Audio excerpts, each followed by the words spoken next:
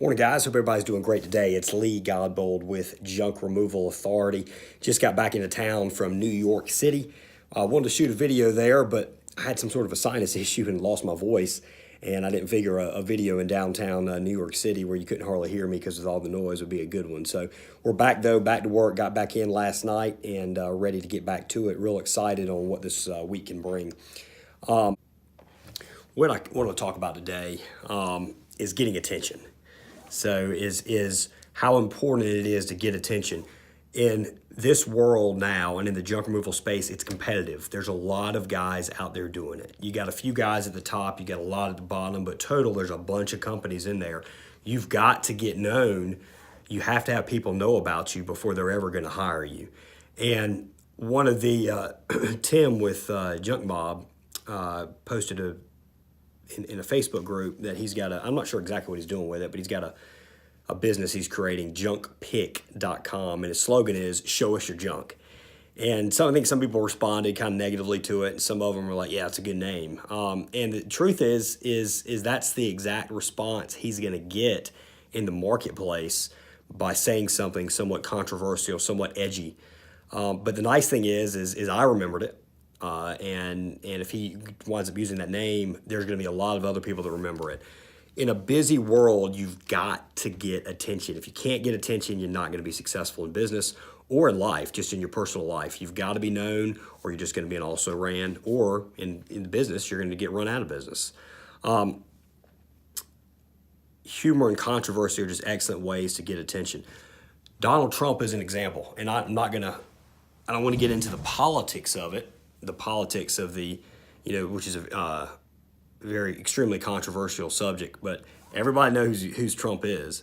Trump got elected because of controversy. He came out from the very moment that he announced his presidency, and he insulted a large group of people basically by calling them, the border crossers. There were a couple of different words he used that I'm not going to get into right now, but everybody knows what I'm talking about. He right off the bat, he basically gave 50% of the population almost just a big middle finger, and then he worked to build up raving fans on the other 50%. He completely disregarded the side that was never going to agree with him. And like his policies or not, he got elected when people never thought he would have been elected.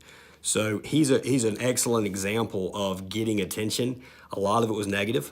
Tremendous amount was negative, but everybody knew who he was. And then there were 50% of the people really resonated with him. And those are the people that went out the polls. They made sure they voted. Even though he lost the popular election, he won the electoral. It was still close. It was basically 50-50. But there's a good chance that there's probably more people that disagreed with Trump's policies and all that were out there. But Hillary Clinton hadn't done a good enough job to make them raving fans where they stopped work for the day and they took times to go to the polls and vote. There are probably more Hillary Clinton supporters out there, but Trump did a better job of getting his people to the polls by making sure that they knew that, or they believed anyway, that he was 100% in line with their beliefs, their policies, the way they wanted to see the country go. And they got unvoted and they put the man in office. In junk removal, again, I mentioned college hunks and junk pick. The way you can accomplish that is through your name, your slogan, and your advertising. So junkpick.com, show us your junk. That show us your junk is catchy. People see that and it's like, well, hey, what's going on here? They take a double take. What are they talking about? They might go to the website. What is this about? And Tim might get he might get some pictures that he doesn't really want to see. But he's very well going to get some, I can almost guarantee that if he gets that name out there where enough people see it, he's going to get pictures of people needing junk removal, and he's going to go do the job, go do those junk removal jobs as well. College hunks hauling junk is another one. We've had a lot of people that have told us that the college hunks name offends them, that they don't want to hire the college hunks hauling junk because it's just kind of offensive to them. We've been told that they've hired college hunks in the past, and the people that showed up were anything but college hunks. But the college hunks, they made this up. I'm pretty sure that they didn't envision this from the start, but later on they went to justify that by saying hunks stood for honest, uniformed I can't remember, it's knowledgeable students. I don't remember what the N is. But anyway, anyway, they made it stand for something. But the reason they picked that name is because it stood out. People will remember it. And they do. It's a very, very memorable name. In terms of advertising, I know Russ Berry with A Plus Junk Removal. He's got an ad that goes right after Got Junk. It's a picture of his truck. It's a picture of the Got Junk truck. It says, you know, we're locally owned, same size truck, better prices. And that's what he's going after. Now, what you got to realize is when you do this, like Donald Trump did, is when you take a stand and you take a side, you don't back down. You don't apologize. So if you do this and you get some pushback and all of a sudden you retract your complete advertisement, you haven't created raving fans. You haven't gotten enough attention, and you've completely backed away from your original message. So before you do something controversial or humorous or basically controversial, you need to make sure, you need to think about the heat you can get from this, the negative pushback you can get from this, and make sure you're okay with it. Pretty much always, if it's something that's going to appeal to a group of people out there, it's probably a good thing to do. But you got to completely just bang that same message over and over and over and over and over. Because what's going to happen is you're going to get a certain percentage of people that absolutely hate your guts. You're going to get a percentage of people that absolutely love you. They're raving fans. And that's fine. That's what you want. You don't want to be just somebody that nobody has an opinion on. You know, I get on these videos and there's things that I say that are completely counter to what others say.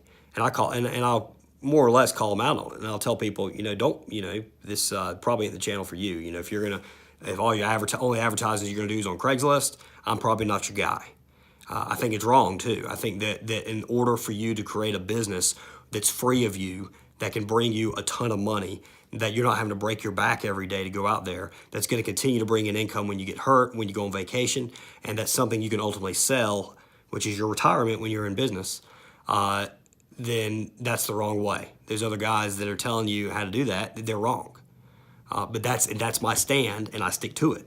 I don't think they're bad guys, but I think the advice they're giving is incorrect. Just like when you go and do these advertisements, you have to stick to that message. Because I've gotten some pushback. I've gotten some negativity. There's been some negative videos, especially at the start when I first started coming out.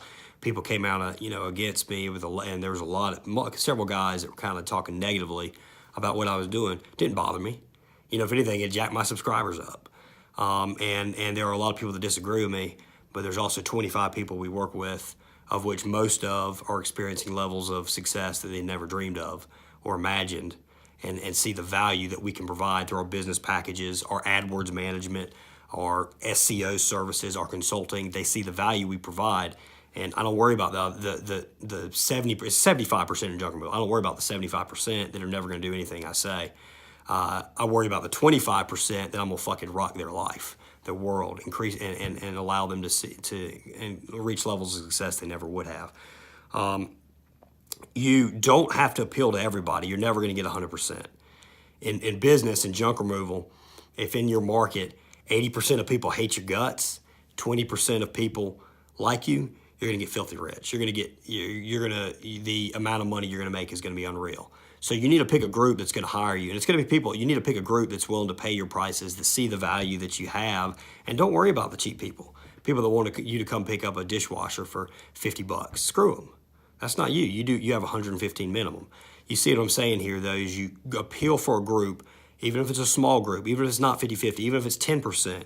If it's 10% raving fans, 90% haters that people, are never going to use your service, you're going to get filthy rich. Always remember that. Pick a group you're going to appeal to, stick to it, don't back down, don't apologize, and you're going to reach levels of success in your business that you never dreamed possible.